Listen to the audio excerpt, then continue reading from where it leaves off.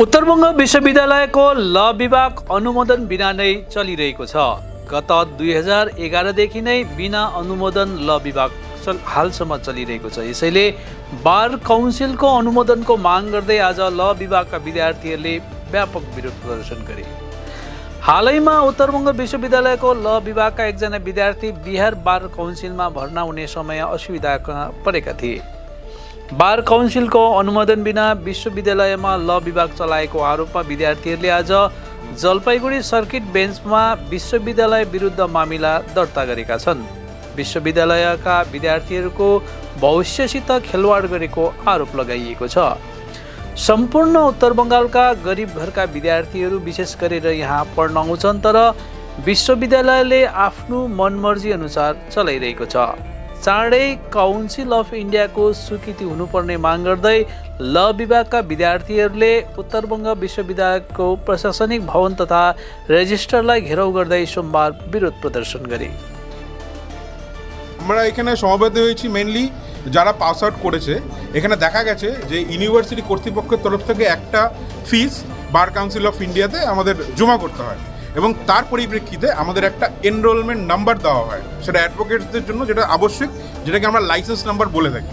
সমস্ত অ্যাডভোকেটসরা pass out করার পরে তাদের সমস্ত সার্টিফিকেটসগুলো দিয়ে এবং একটা ফর্ম দিয়ে সেটা আমাদের অ্যাপ্লিকেশন করতে হয় এবং তার পরিপ্রেক্ষিতে সেই যে আমরা যে সার্টিফিকেটসগুলো জমা করলাম সেগুলো ভেরিফাই হয় কনসার্ন ইউনিভার্সিটি থেকে।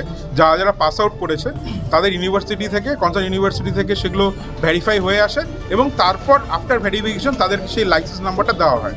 এবার সেইখানেই গলত এখন ধরা পড়েছে। বার কাউন্সিল অফ ইন্ডিয়া বলছে যে 2011 পর থেকে নাকি কোনো অ্যামাউন্ট যেটা জমা করতে হয় ইউনিভার্সিটির কর্তৃপক্ষের তরফ থেকে সেটা জমা হয়নি। এখনও অবধি 45 লাখ রুপিস এখনও বকেয়া আছে।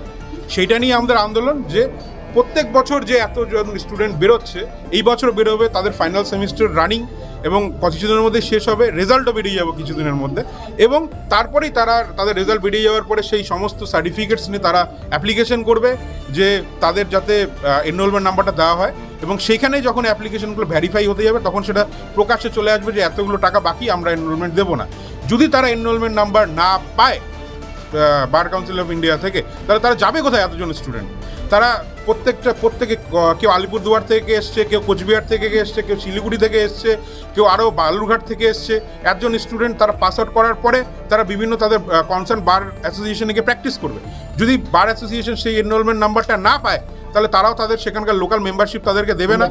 আমাদের কলেজ থেকে পাস আউট কিছুদিন আগে একজন স্টুডেন্ট, সে বিহার থেকে এসেছিল পড়তে, সে অভিষেক দত্ত, আমরা শুনেছি যেটা অভিষেক দত্ত পাস আউট করেছিল, সে বিহার থেকে এসেছিল।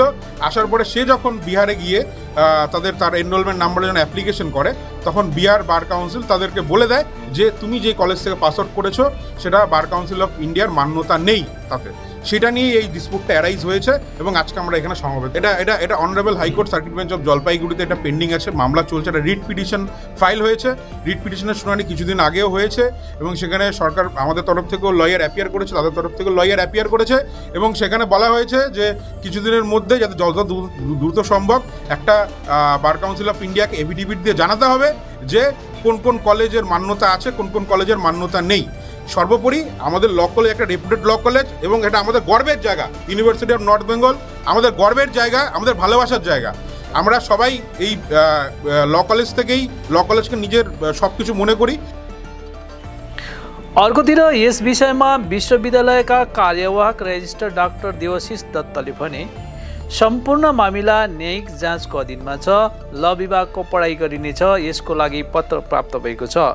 तिनले ल विभागलाई बार काउन्सिलको सहमतिमा चलाउने प्रयास भइरहेको जानकारी गराएका छन्। আপনারা জানেন জলপাইগুড়ি সার্কিট বেঞ্চে একটা মামলা হয়েছে। অভিষেক দত্ত এখানকার আমাদের প্রাক্তন স্টুডেন্ট, সো বিহার বার কাউন্সিলের রেজিস্ট্রেশন করাতে গেছিল। তো সেখানে যখন দেখেছে যে আমাদের ল ডিপার্টমেন্টের বার কাউন্সিলের অনুমোদন নেই, তখন ওকে রেজিস্ট্রেশনটা দেয়নি। তারপরে ও আরটিআই করেছিল আমাদের কাছে, আমরাও তাকে বলে দিয়েছি যে আমাদের কাছে রেজিস্ট্রেশন হয়নি, এখন বিসিআইয়ের অ্যাপ্লিকেশন আমরা পাইনি।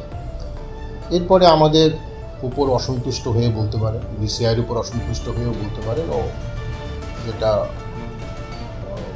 করা দরকার ও হাইকোর্টে মামলা করে সেই মামলার একটা ইন্টারিম অর্ডার 1 তারিখে আমরা পেয়েছি, বিশ্ববিদ্যালয়ে পেয়েছি 1 আগস্ট।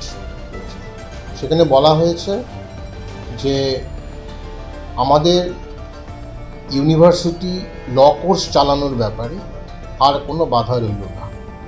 আমরা ইউনিভার্সিটি ল কোর্স চালাতে পারবো until inspection by BCI and affiliation by BC.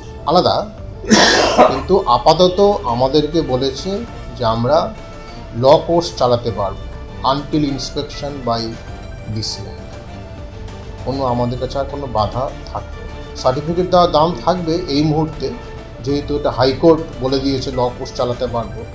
হ্যাঁ, কিন্তু আমাদের বিসিআর অ্যাফিলিয়েশন দরকার, সেটারই আমরা তৎপর করছি আর কি, সেটারই আমরা প্রচেষ্টায় আছি যে কীভাবে তাড়াতাড়ি বিসিআর অ্যাফিলিয়েশনটা আমরা পাই।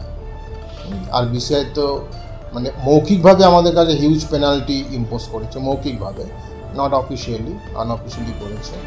তো সেই টাকাটাও যাতে আমরা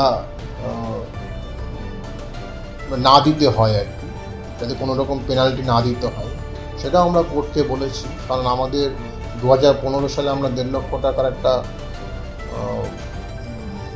ড্রাফট বিসিআইকে পাঠিয়েছিলাম ফর ইন্সপেকশন বাই বিসিআই, কিন্তু বিসিআই সেটাকে এনক্যাশও করে ফেলে।